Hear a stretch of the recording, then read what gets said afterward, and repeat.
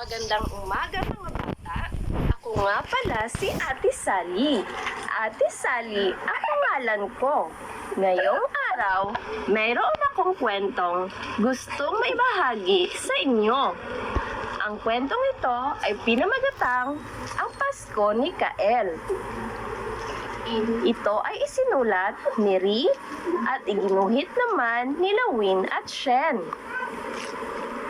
Ating pakinggan at simulan ang kwento ng Pasko ni Kael.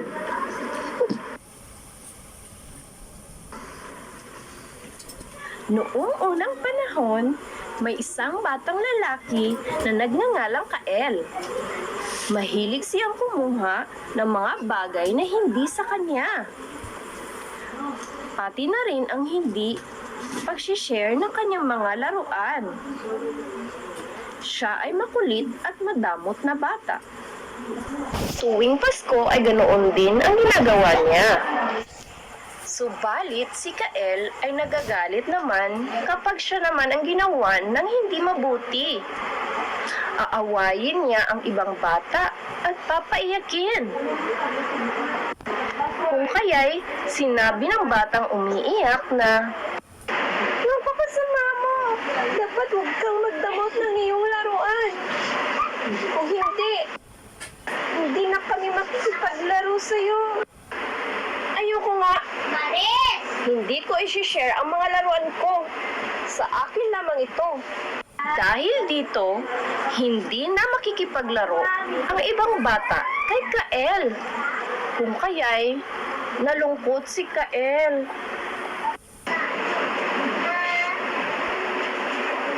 Bakit kaya walang gustong makipaglaro sa akin?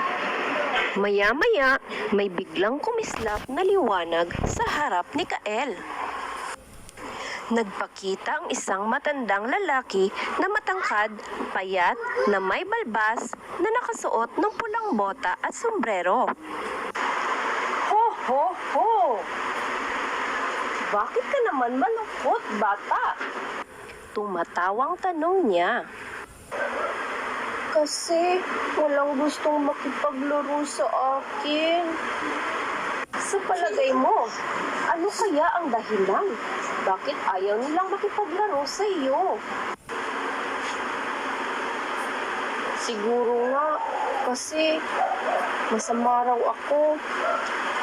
Ayaw ko kasi magpahiram ng laruan. Nakita ko nga ang iyong asal. Hindi magandang asal ang hindi nagpapahiram o nagsishare ng kanyang laruan. Ang Pasko ay pagbibigayan at pagmamahalan at lagi mong tandaan na maging mabuti ka sa iyong kapwa. Ang gawin mo ngayon ay puntahan mo sila at humingi ka ng patawad.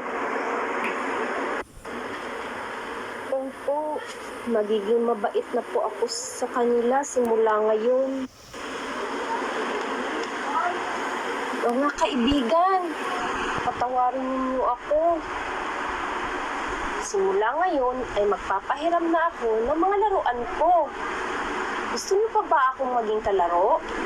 Oo naman, Kael. Oo naman, Kael. Oo naman, Kael.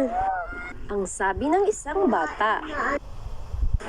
Simula noon ay masaya na silang naglalaro. Naging mabait at mapagbigay na ang batang si Kael.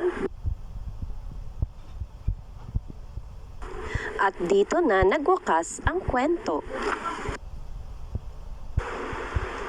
Nagustuhan niyo ba ang ating kwento, mga bata? Mayroon ba kayong natutunan sa kwento natin ngayon? Siyempre, ang aral na mapupulot doon ay maging mapagbigay at mabait sa kapwa upang maging masaya ang lahat.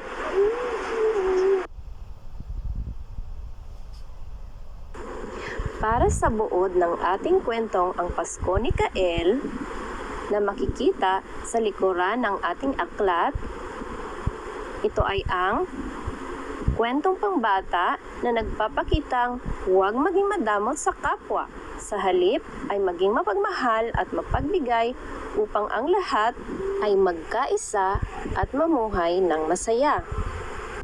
At dito na nagtatapos ang ating kwento. Hanggang sa muli, paalam!